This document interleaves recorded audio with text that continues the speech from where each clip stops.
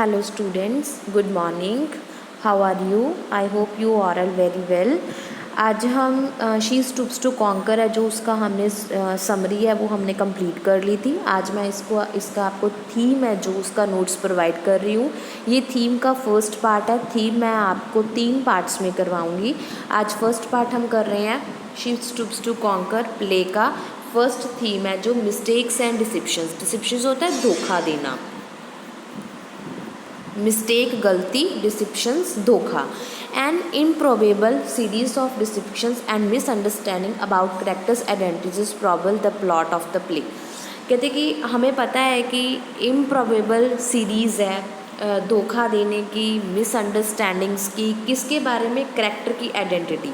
जैसे कि हार्ड कास्टल था जो, ठीक है, वो क्या उसकी आइडेंटिटी क्या लग रही थी, इनकीपर की, ठीक है। कैट थी जो, उसकी आइडेंटिटी क्या लग रही थी, बारमेड की।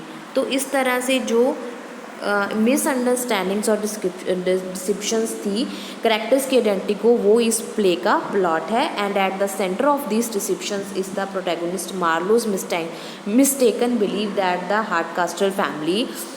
और जो ये सारी गलतियाँ जो थी, मिसअंडरस्टैंडिंग थी, धोखे थे, ये किसको दिखाए गए थे, मार्लो की मिसअंडरस्टैंडिंग बनाने के लिए, ये बिलीव करवाने के लिए कि हार्डकास्टल की फैमिली है जो एक इलेक्ट फैमिली है। ही होप्स टू इम्प्रेस, वो चाहता था कि वो फैमिली को इम्प्रूव जो है इम्प्रेस करेगा। आर लॉयली इन कीपर्स, वो क्या निकले, एक लॉयली इन कीपर्स निकले।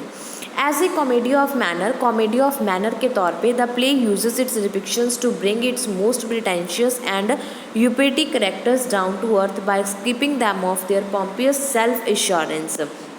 कॉमेडी ऑफ मैनर, अब करेक्टर्स की आइडेंटिटी जो है लूज़ हो जाती है, आइडेंटिटी है जो जब सामने आती है तो एक कॉमिक बन जाता है, हास्य कॉमेडी बन जाती है। तो प्ले यूज़ कर रहा है इन धोखों को, इन मिसअंडरस्टैंडिंग को। करेक्टर है जो वो बता रहा है कि डाउन टू अर्थ है और उनमें बहुत सारी सेल्फ इंश्योरेंस है इन सब के बावजूद भी। More than simply humiliating these characters, more than simply, अगर हम सिंपली कहें कि ह्यूमिलेटिंग है जो इन करेक्टर्स में, the play's deception promote them to realize that they have misjudged themselves। इसमें जो प्ले का जो धोखा हो रहा है वो ये रियलाइज़ करवाता है उनको कि वो मिसजस्ट कर रहे थे अपने आप को, एंड देयर सराउंडिंग्स, और उनके आसपास जो सराउंडिंग्स बनी थी, माहौल बना हुआ था, उसको वो गलत तरीके से देख रहे थे।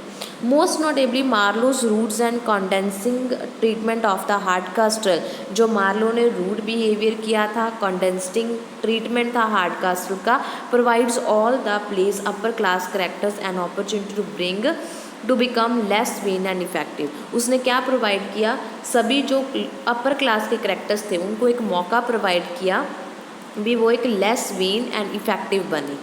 दस depiction somewhat paradoxically enables them to see themselves and others for who they truly are। और उनको सबको ये रियलाइज़ करवाया कि वो एक्चुअल में है क्या, वो अपनी खुद की जो रियल आइडेंटिटी है उसके बारे में सोचें।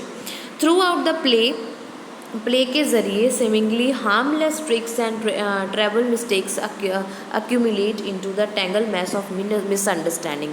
अब जो मिसअंडरस्टैंडिंग क्रिएट की गई, जो धोखे दिए गए, वो क्या थे, हार्मलेस ट्रिक थे, किसी से उसको कोई नुकसान तो नहीं हुआ ना प्ले में। फॉर एग्जाम्पल, जैसे कि for the greater part of the play, जो सबसे बड़ा पार्ट है प्ले का, Marlow mistakenly think Hardcastle is an innkeeper and treated him as a inferior. और उसने, मार्लो ने हार्डकास्टल को एक इनकीपर समझा और उसको इन्फीरियर, छोटा जो है वो बताता रहा। Hardcastle who thinks that Marlow has come to his home to वो हिज डॉटर, मार्लो को ऐसा लग रहा था कि, हार्डकास्टल को ऐसा लग रहा था कि मार्लो उनके घर पे आया है गेस्ट के तौर पे और उसकी बेटी से शादी करेगा। is understandably shocked and confused by his guest's rude and inappropriately behavior। और वो कंफ्यूज था कि गेस्ट मेरे से रूड बिहेव क्यों कर रहा है, मेरे साथ इनअप्रोप्रिएट बिहेव क्यों कर रहा है, क्योंकि हार्डकास्टल तो जानता ही था ना कि मार्लो है ये और ये मेरी बेटी से शादी करने आया, पर मार्लो नहीं जानता था कि ये कैट का फादर है, वो तो उसको इनकीपर समझ रहा था। This misunderstanding is played for comic effect, इसने एक कॉमिक इफेक्ट प्ले किया, particularly as Hardcastle struggle to make sense of Marlow's insult. तो इसे हार्डकास्टर जो है मार्लो की इंसल्ट है, sense of Marlow's interest insult है जो उसके स्ट्रगल करता रहा। Towards the end of the play, जब एंड प्ले ख़त्म होता है, Tony tricks his mother into believing that they are 40 miles away in a dangerous neighbourhood. और एंड में हमने पढ़ा था कि टॉनी के साथ कॉन्स्टेंट और मिसेस हार्डलिंग जाते हैं, हार्डकास्टर जाते हैं। तो हार्डकास्टर है वो सर्कल घूमती रहती है, तो उसको ऐसा लगता है एक जगह पे ही घूमती रहती है, तो उसको ऐसा लगता है कि मैं तो कई मील जाके आई हूँ। तो टॉनी का ये ट्रिक है जो अपनी मदर को ये बिलीव दिलाना कि वो 40 माइल्स अवे, 40 माइल से भी दूर एक डेंजरस नेबरहुड में गए थे, which pokes fun at Mrs Hardcastle's naivety and privilege as the prank reveals that she is unable to recognise her own backyard. तो उसको ऐसा लगा कि हम 40 मील जो है डेंजरस नेबरहुड गए हैं, वो इसको फ़न को समझ रही थी, वो उसको ऐसा लग रहा था कि हम फ़न कर रहे हैं, बट ये प्रैंक है जो मजाक था, ये रियलाइज़ करवाता है कि वो कितनी रिकोगनाइजेबल है अपने आप को लेके। Not every act of deception in the play is highlighted, हर एक एक्ट है जो वो धोखे वाला नहीं है इस प्ले में, but even tricks that are meant to manipulate others are always revealed before serious harms is done. पर जो ट्रिक्स हैं, इवन ट्रिक्स जो खेले गए थे वो मैन्युपुलेट करते हैं दूसरों को हमेशा उनके सामने कि वो सीरियस हार्म इज डन, कोई सीरियस बात हो गई है। Mrs Hardcastle pretend that Constance's inherited jewellery has been lost.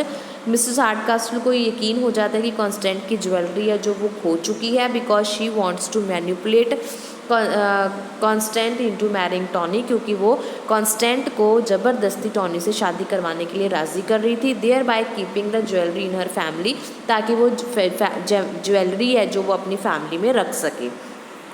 Tony saves Constance from ruin by pulling her aside to assure her of the jewelry's whereabout.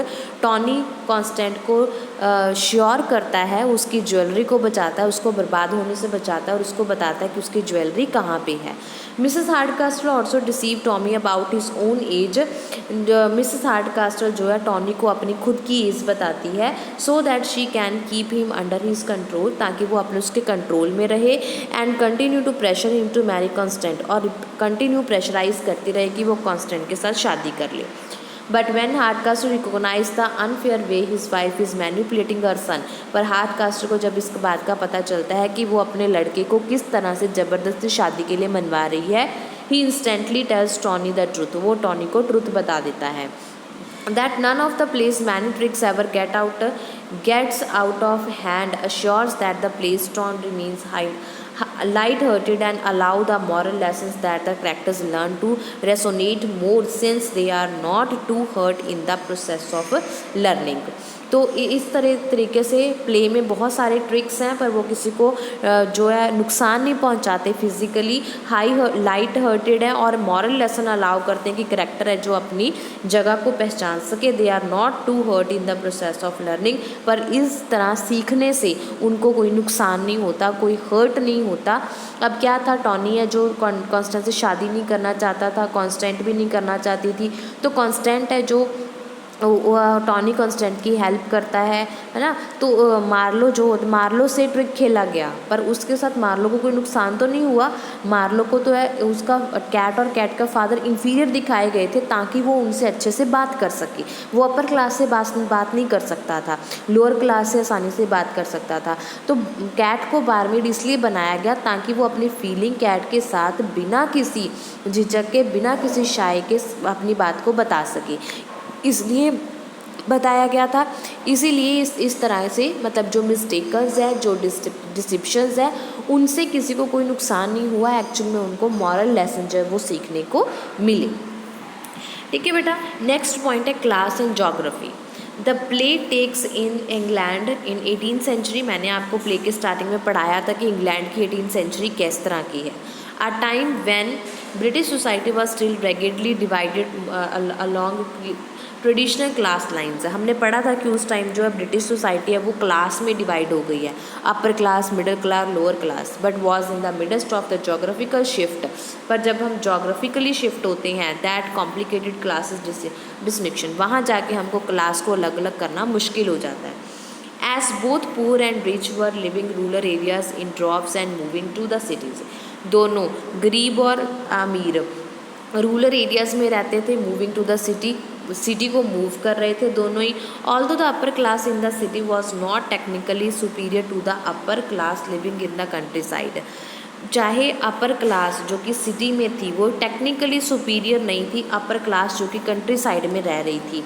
Urban associates were seen as more sophisticated. Urban associates से जो वो ज़्यादा sophisticate लग रहे थे, refined and fashionable than country dwelling, वो ज़्यादा fashionable थे जो कंट्री में रह रहे थे उनसे ज़्यादा।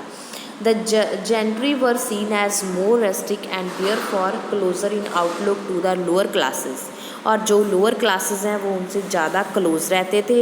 हु हैड लिटिल एजुकेशन, जो जिनको छोटी सी एजुकेशन मतलब थोड़ा बहुत पढ़े लिखे थे। The play is an extended interaction between masters and servants, इस प्ले में हमें मास्टर और सर्वेंट दोनों को आपस में बातें करते दिखाया गया है। And through this extended interaction the play suggest that those who believe that greater wealth and status mark them better or wiser than others kidding themselves.